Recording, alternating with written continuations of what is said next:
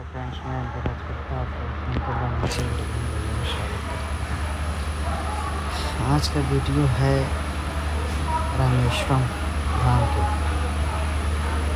मैं बहुत दिन से कोशिश कर रहा था कि जब भी टाइम मिलेगा मैं रामेश्वरम घूमने जाऊँगा, क्योंकि रामेश्वरम का बहुत नाम है। देखिए, ये हमारा ट्रेन है। मैं केरला में एक डिस्ट्रिक्ट है, वहाँ से हमको जाने के लिए सबसे पहले मदुरई जाना पड़ेगा। अगर आप किसी भी कहीं से भी आ रहे हैं तो आपको मदुरई होकर ही रामेश्वरम जाना पड़ेगा। अगर आप चेन्नई से आ रहे हैं तो चेन्नई से मदुरई होते ही आपको आना पड़ेगा। ठीक है, अब चलते हैं। सबसे पहले मदुरई से फिर हम वहाँ से बाई रोड भी जा सकते हैं, बाई ट्रेन भी जा सकते हैं। बाई रोड भी हमेशा हाफ आवर में आपको MGR बस स्टैंड से हमेशा आपको बस मिल जाएगी, AC नॉन AC कभी भी जा सकते हैं। ठीक है, अब चलते हैं रामेश्वरम नाम क्यों पड़ा? रामेश्वरम नाम इसलिए पड़ा कि राम जी ने वहाँ पे शंकर भगवान का शिवलिंग का स्थापना किए थे, इसलिए नाम उसका रामेश्वरम पड़ा। उसकी पीछे रीजन भी कुछ है। हमको सुनने में आया है कि जब श्री राम जी ने जब सीता जी का हरण कर लिया था रावण, तो उनके ऊपर चढ़ाई करने के लिए सबसे पहले कोई शुभ काम करने से पहले पूजा अर्चना होता है, इसलिए वो पूजा की। तो उनका एक गुरु देवता है शिव भगवान, इसलिए वो शिव भगवान की पूजा करना चाह रहे थे, लेकिन वहाँ पर शिव भगवान का थे नहीं। अब तक उनको स्थापना करना था, शिव भगवान को पूजा करना था, तो इसलिए सबसे पहले स्थापना करना था। स्थापना करने के लिए उसमें भी कुछ नियम होते हैं, हमारे हिंदू धर्म में होते हैं कि अगर आप शादीशुदा हैं तो जब तक आप पत्नी के साथ आप पूजा नहीं कीजिएगा, वो पूजा कंप्लीट नहीं माना जाता। अगर आप सिंगल हैं तो वो पूजा कर सकते हैं, और शादीशुदा हैं तब आप पत्नी के साथ ही पूजा कर सकते हैं। तो फिर राम जी ने क्या किया, एक अपने सोसाइटी में, उनके सोसाइटी कहने का मतलब उनके राज्य में सचिव हो गए, ये सब सलाहकार, एडवाइज़र, ये सब थे। आचार्य जी बोले एक काम कीजिए, आप सबसे पहले शिव भगवान का स्थापना करें। तो शिव भगवान का स्थापना करने के लिए एक हिंदू धर्म में बोला जाता है कि जब तक आपके पास पत्नी नहीं हो जब तक आप पूजा नहीं कर सकते, पूरा कंप्लीट नहीं कर सकते। तो फिर क्या हो सकता है भाई? तो उनको विभीषण ने बोला आप ऐसा कीजिए, आप रावण को, ताकि रावण बहुत बड़ा ब्राह्मण था, उनके द्वारा पूजा कराइए। भाई ब्राह्मण तो इतना है, वो आप उसी युद्ध लड़। तो राम जी बोले, लक्ष्मण जी बोले कि आप हम लोग उनसे युद्ध लड़ रहे हैं, वो थोड़ी आएंगे, थोड़ी आ सकते हैं। तो वो बोले कि ऐसा कर सकते हैं, वो आएंगे, मैं अपने भाई को बहुत अच्छे से जानता हूँ। तब ये राम जी ने प्लान बनाया, जामवंत जी को भेजा। लेकिन जामवंत जी जा रहे थे तो लक्ष्मण जी थोड़ा अलग सोच के थे। बोले कि जामवंत जी आप अगर 2.5 दिन लौट के नहीं आए तो हम इधर से अग्नि पार, समुद्र के इस तरफ से अग्नि पार हम छोड़ देंगे और पूरा लंका चला। जामवंत जी को प्रस्ताव लेकर श्री राम जी वहाँ पर पहुँचे तो रावण बोले, हाँ बोली, वो राम वो भी जानते थे कि जामवंत जी ब्रह्मदेव के बेटे थे। उनको आदर सत्कार किए, बोले क्या है? वो बोले कि ऐसा बात है, क्योंकि रावण जो थे बोले बहुत बड़ा, तो वो प्रस्ताव को टाल नहीं सके और रावण आने के लिए तैयार हो।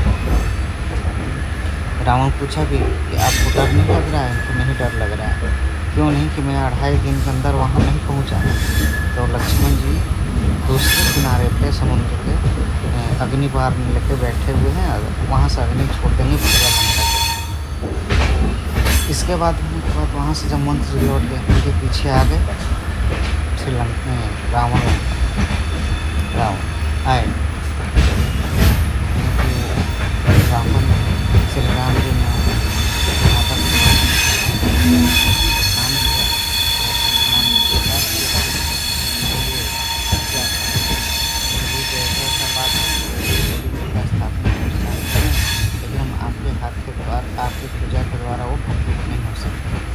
बोले आपकी पत्नी तो है नहीं, आपके बिना पत्नी को कैसे पूजा कर सकते हैं? तो बोले वो बात तो सही है, लेकिन आप ब्राह्मण हैं, कोई भी चीज़ कमी होता है वो ब्राह्मण पूरा करता है, तो वो भी बात सही है। रावण जानते थे तो पत्नी को साथ में लेते, लेकिन एक शर्त रखी कि आपको पता है कि ब्राह्मण को जो भी भिक्षा मिलता है वो साथ में ले जाता है। श्री राम भी बहुत नाम जैसा वैसे ही उनका बोले कि आप मत घबराइए, आप जो बोलिएगा वही होगा। पूजा करने के बाद सीता जी के साथ वो सीता जी को जाने दिए और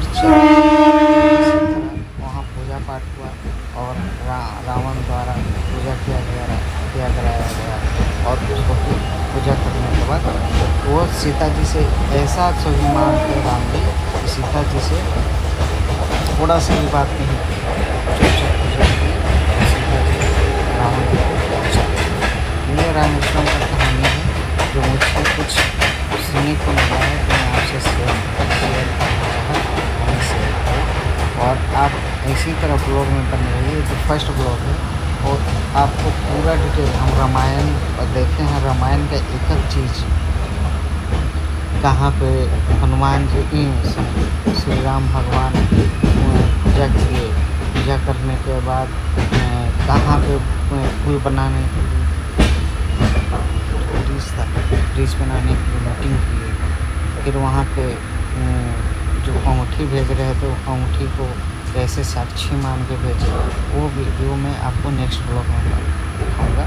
इसमें आपको थोड़ा सा रूट समझाने की कोशिश किया और स्टोरी बताने की कोशिश किया कि रामेश्वरम नाम क्यों था।